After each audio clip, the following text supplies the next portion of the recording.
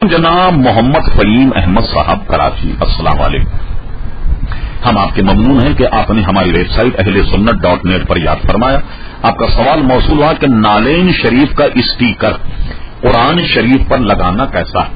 مسئلہ یہ ہے، دیکھیے کہ نالین نبی کریم صلی اللہ علیہ وسلم کے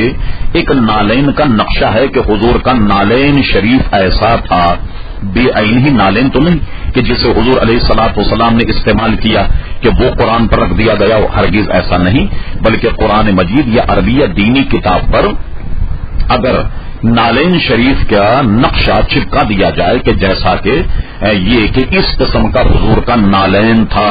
اس میں شرن کوئی حرج نہیں۔ بالکل اسی طریقے سے آپ قرآن مجید فرقان حمید پڑھیے، کہیں آپ کو فرعون کا ذکر نظر آئے گا، کہیں آپ کو شیطان کا ذکر نظر آئے گا، تو ظاہر ہے کہ یہ تو نام بالکل ناپاک ہیں، لیکن قرآن مجید میں تو موجود ہیں، اور بے عین ہی کسی کا استعمال کیا ہوا نالین تو قرآن پر نہیں رکھا گیا، لیکن اگر کتاب پر نالین بنا دیا جائے یا رکھ دیا جائے تو اس میں کوئی حرج شرم نہیں ہے۔ اعلی حضرت فاضل بریلوی نے اپنے فتاوی میں یہی لکھا ہے، بلکہ ہمارے پاس فتاوی رضویہ کی